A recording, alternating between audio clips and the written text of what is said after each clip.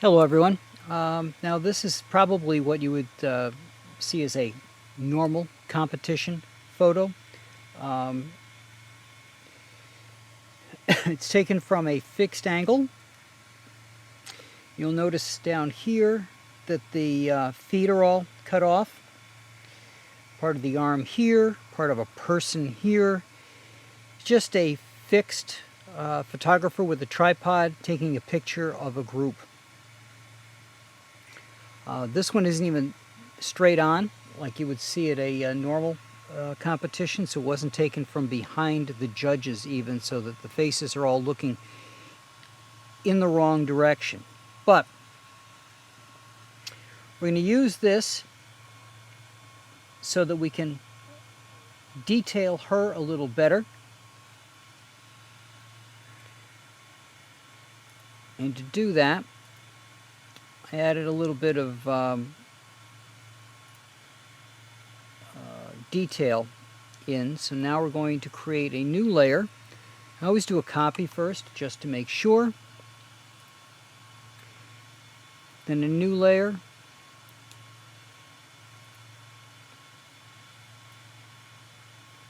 Soft light. Now that would how I set up the other ones, as you've seen. We're doing this one a little bit differently. So what we're going to do this time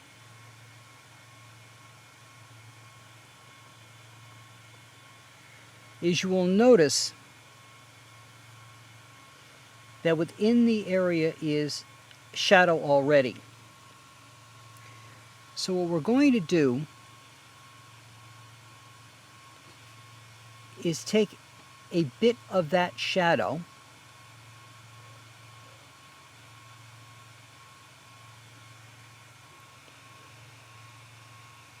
and draw it in.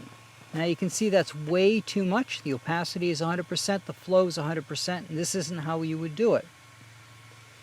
So we back this one out. Usually I have my flow down around 9%. I'm going to take the opacity down a little bit. We'll see what we get this time. Now, unlike the other one where we're doing the midtones, we have to be careful with the amount of brush that we use.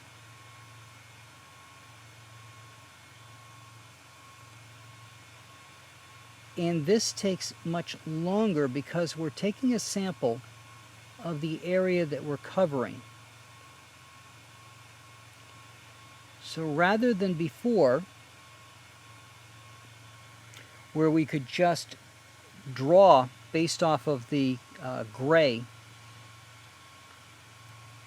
we're actually taking a little bit more time with the detail to darken things in, which means certain areas you have to be careful of, like around this tattoo.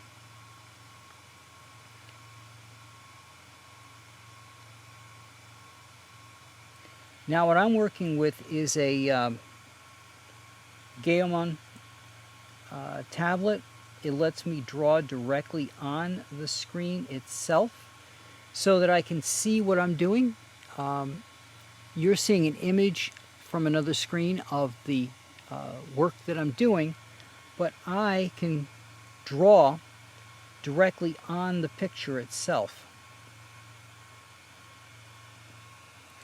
And I can also see if I like the image that comes up. Some areas it's easier to do this work than others. You can go for a longer range.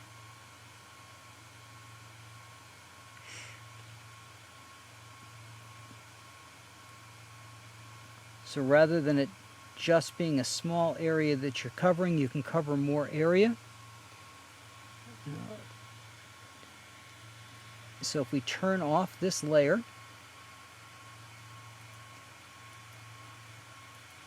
you see very little change.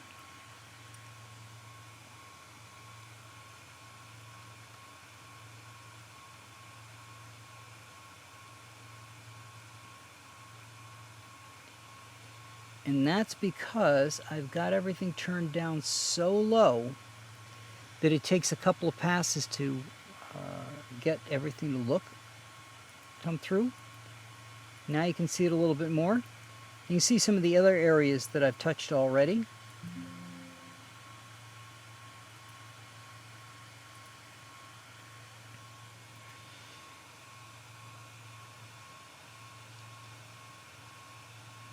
And as you're doing this,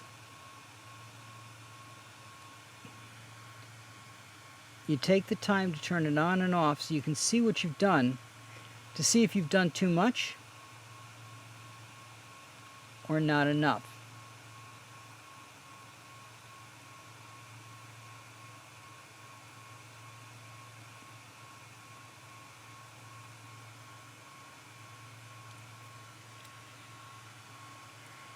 So we'll see again how it's going through. And okay. Now before I started working on this, I had to convert this JPEG. And there's a few other things to point out, how the certain parts of it are out of focus.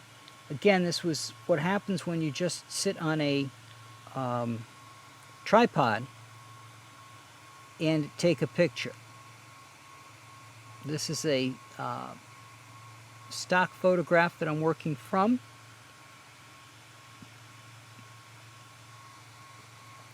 And this technique works on both the brighter and darker areas. So if I increase this and go through here,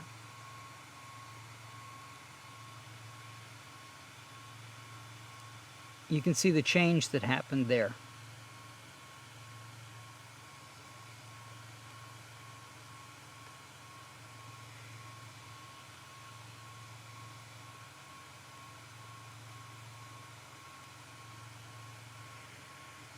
Not a lot of work to do on the legs, just a little here and there.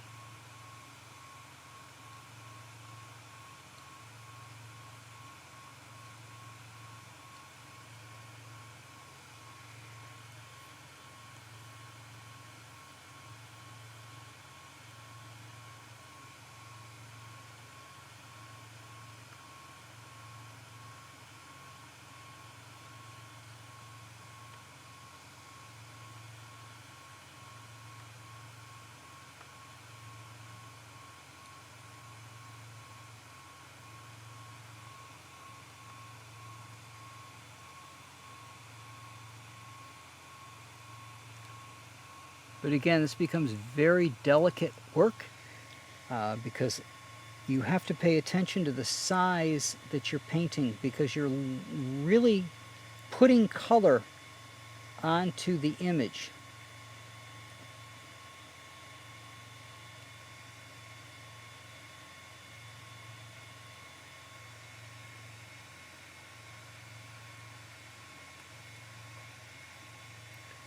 So you have to be better at the colors that you get, as well as matching the size of the area that you want to darken.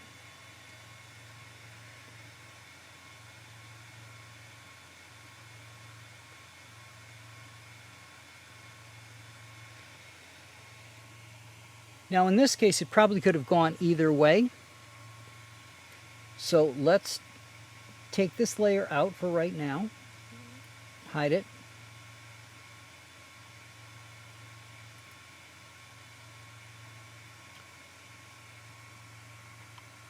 We'll duplicate the background again.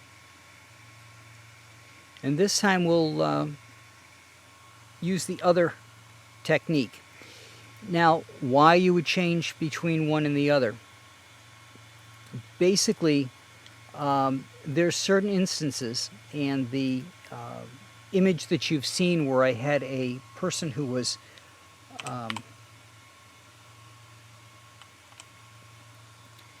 very washed out. I noticed that when I did his abs and brought them back, it was a little hard to tell, because the abs themselves were looking gray. By bringing the color back and then painting it more the way I'm doing here, I would bring that back a little bit better. But when you're doing a retouch and you're just using the dodge and burn,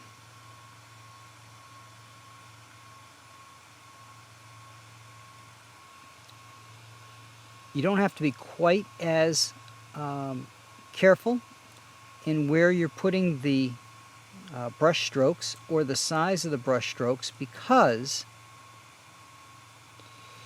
you notice up here it's talking just the midtones. It's not going to touch anything else.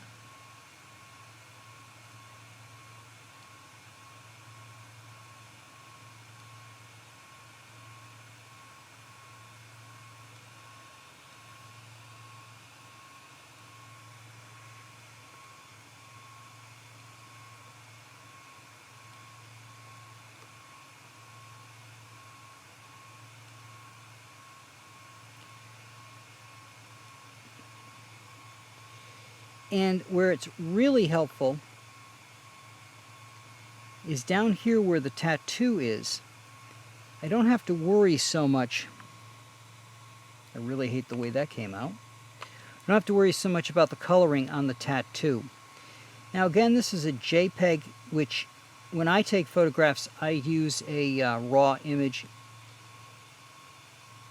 Raw images require retouch for the simple fact that they have more data to them, and they don't end up with the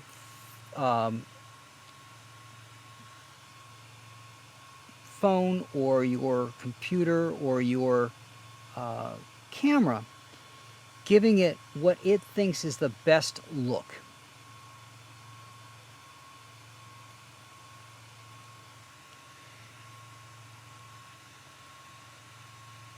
So before, after, before, after. Again, I'm going a little bit heavy here so that you can see it a little easier.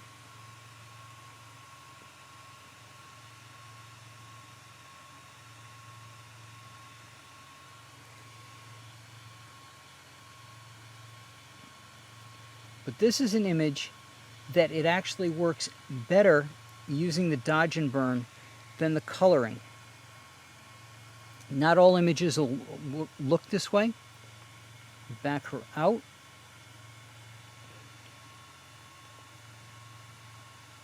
And now you can see she looks more prominent than the other people around her. So real quick, let's take the girl behind her here.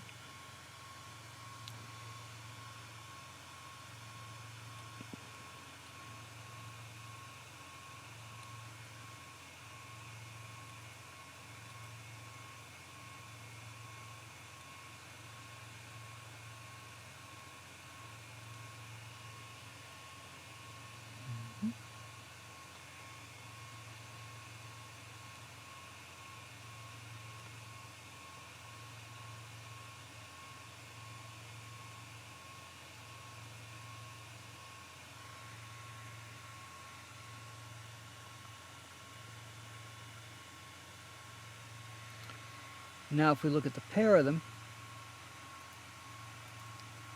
you can see more definition in them. They stand out from the other people in the photograph because they've had the retouch done.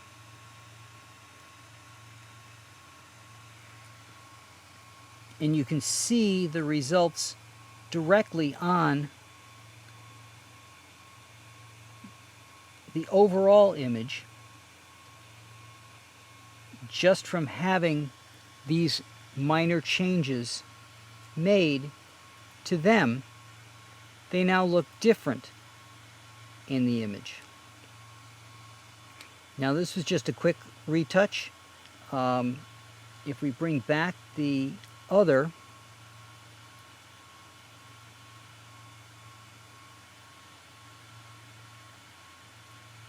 and move it,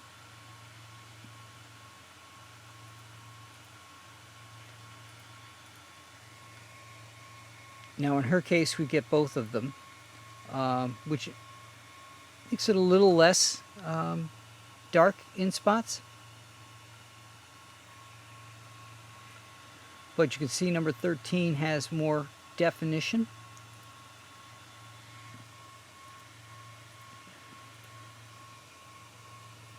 So before and after.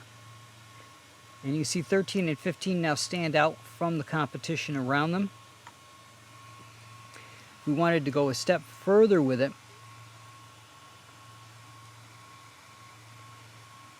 Which we don't really need to do in this case because of the background. They're already offset from the background because it's a dark color. But if we were to just go around,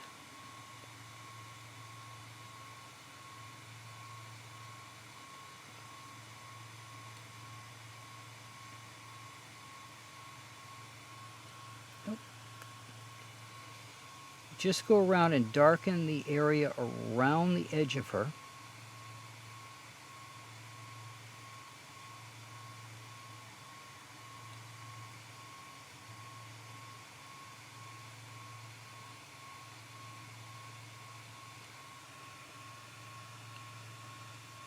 You can see that it sets her off just a little bit from the background. So there's the before, there's the after, and you can see that there's just this little offset from the background that kind of sets her off a little bit more.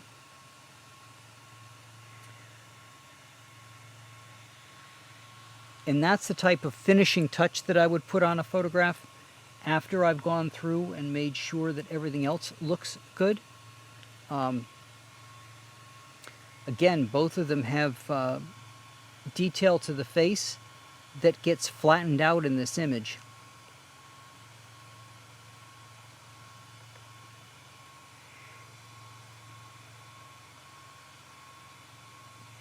So just by taking a little extra time,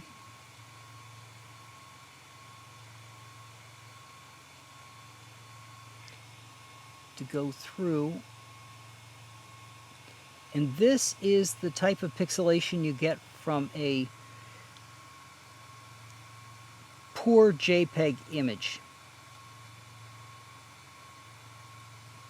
So as we get more and more into it, you see how it turns into these squares, and the image is very pixelated.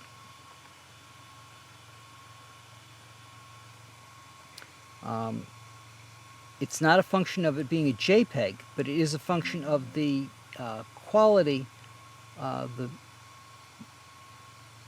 As you'll see, several things talk about what the megapixels are.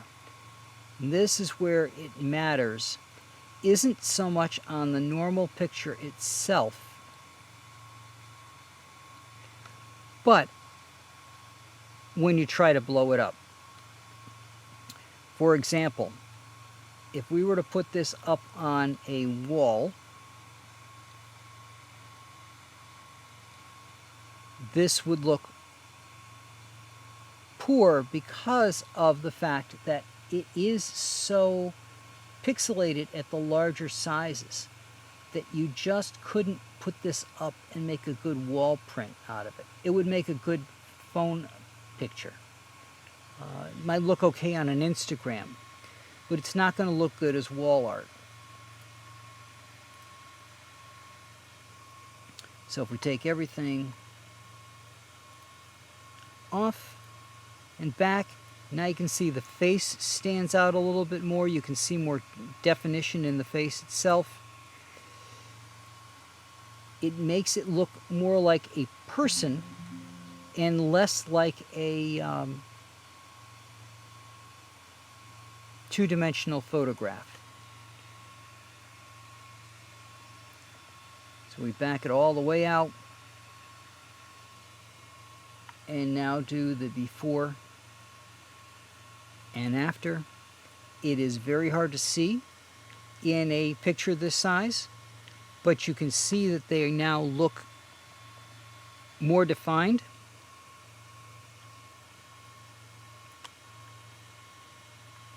Their faces pop out a little bit more. And they have shape where before they were just flattened out into the image. Now this is the gentleman I was talking about before. He was so washed out that the image itself, just doing normal dodge and burn, you can see how grayish it looks. Doesn't look quite right. So I hope you guys got an idea of some of the work that goes into a retouch again for this one. We did a different technique this time. But again, the reason we have multiple techniques and multiple ways of doing things is sometimes one will work better than another. In this case, starting out with the color worked. We kept the color. That layer is still there. You can see minor differences because of that. But we didn't rely on it, especially in certain areas like down around this tattoo. Just doing the dodge and burn will keep the tattoo. And again, unfortunately, it's not a great image because it's out of focus. You can see the tattoo, but you can't really see what the tattoo is. And again, that's the nature of the stock photograph that I started out with. But this, as you guys have seen at events, other than the angle of the picture, this is probably very similar to what you see for a competition photo. I think that's what I'm probably going to do for next week's as well, another competition photo so you can see what's there. Then the following week we're going to do something completely different. I'm going to look at posing and critique some photographs that have been done from competitions and things. So that's 2 weeks out. Next week we'll do the guys in a competition photo. And I hope you find the stream valuable. And if you do, I'll see you next week.